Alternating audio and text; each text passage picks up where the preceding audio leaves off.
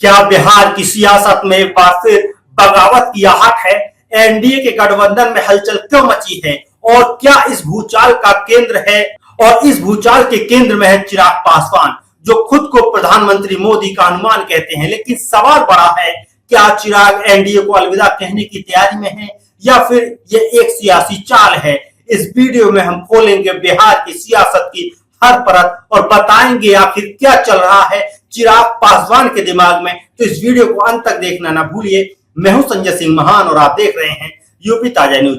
बिहार की सियासत इन दिनों गर्म है और इस गर्मी का केंद्र है लोक जनशक्ति पार्टी रामविलास के प्रमुख और केंद्रीय मंत्री चिराग पासवान। चिराग एक के बाद एक नीतीश कुमार उनकी सरकार पर तीखे हमले कर रहे हैं।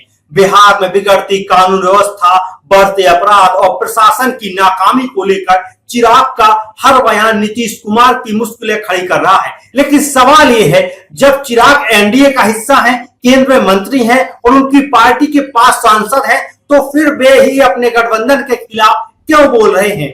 चिराग के इन बयानों ने न सिर्फ जेडीयू को असहज कर दिया है बल्कि बीजेपी के लिए भी सवाल खड़े कर दिए हैं। क्या चिराग सच में एनडीए छोड़ने की सोच रहे हैं या ये सिर्फ एक सियासी दाव है? चिराग के इन बयानों पर विपक्ष भी चुप नहीं रहा। आरजेडी नेता तेजस्वी यादव ने चिराग पर तीखा तंज कसते हुए कहा, अगर चिराग को बिहार की कानून व्यवस्था पर इतनी आपत्ति है तो एनडीए का हिस्सा क्यों है? तेजस्वी ने यह भी कहा कि चिराग दो नावों की सवारी कर रहे हैं। लेकिन तेजस्वी का ये तंज सिर्फ शुरुआत है। राजनीतिक गलियारों में चर्चा है कि चिराग की ये बयानबाजी 2025 के बिहार विधानसभा चुनाव से पहले सीट शेयरिंग को लेकर दबाव बनाने की रणनीति हो सकती है।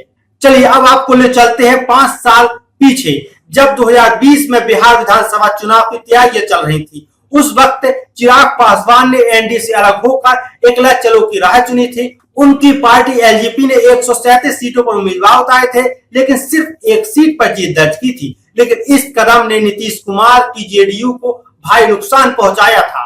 खबरें ये थी कि चिराग ये कदम बीजेपी के इशारे पर कर रहे थे ताकि जेडीयू की ताकत कम की जा सके और भारतीय जनता पार्टी गठबंधन में बड़ा भाई बन सके। अब 2025 के चुनाव नजदीक हैं और चिराग फिर उसी तेवर में दिख रहे हैं। क्या चिराग फिर 2020 जैसा दांव खेलने की तैयारी में है? बिहार की सियासत में एक और ट्विस्ट है। चिराग पासवान और जन सुराज पार्टी के नेता प्रशांत किशोर की नजदीकियां। पप्पू यादव जैसे नेता खुलकर कह रहे हैं कि प्रशांत किशोर को चिराग को मुख्यमंत्री का चेहरा घोषित कर देना चाहिए। चिराग ने भी प्रशांत किशोर की तारीफ करते हुए कहा कि वे बिहार की सियासत में ईमानदारी से काम कर रहे हैं। प्रशांत किशोर ने भी चिराग को सलाह दी कि अगर वो बिहार की सियासत में गंभीर है तो लोकसभा की सीट छोड़कर विधानसभा चुनाव लड़ें। क्या ये दोनों नेता मिलकर बिहार में कोई नया सियासी समीकरण बनाने की कोशिश कर रहे हैं या ये सिर्फ अफवाह है? चिराग पासवान बार बार कहते हैं नीतीश कुमार ही एनडीए के मुख्यमंत्री चेहरा हैं, लेकिन उनके हर बयान का निशाना नीतीश ही होते हैं। सियासी विश्लेषकों का मानना है कि चिराग एनडीए में रहकर बीजेपी को एक साफ मैसेज दे रहे हैं, या तो हमें ज्यादा सीटें दो या फिर हम विकल्प तलाशेंगे। 2020 में चिराग ने एनडीए छोड़कर जेडीयू को नुकसान पहुंचाया था और अब वे फिर उसी रणनीति पर चलते हुए दिखाई दे रहे हैं। लेकिन भारतीय जनता पार्टी इस बार कितनी सीटें एलजेपी को देगी ये तो वक्त ही बताएगा।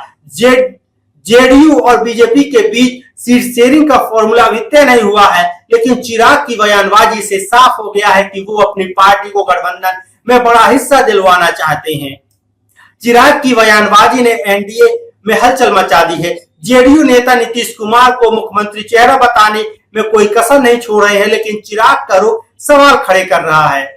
वहीं बीजेपी ने भी चिराग के बयानों को कंट्रोल करने की कोशिश की है। बीजेपी नेता शहनवाज हुसैन ने कहा कि चिराग एनडीए के मजबूत साथी हैं और हम मिलकर 200 सीटें जीतेंगे।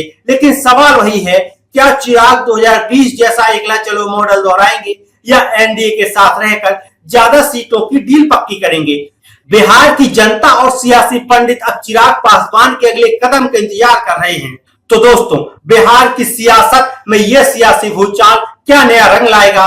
क्या चिराग पासवान एनडीए में रहकर अपनी ताकत बढ़ाएंगे या 2020 जैसा कोई बड़ा दांव खेलेंगे? आप इस पर क्या राय है कमेंट में जरूर बताएं। मैं हूं संजय सिंह मान, फिर मिलूंगा आपसे एक और नई खबर के साथ।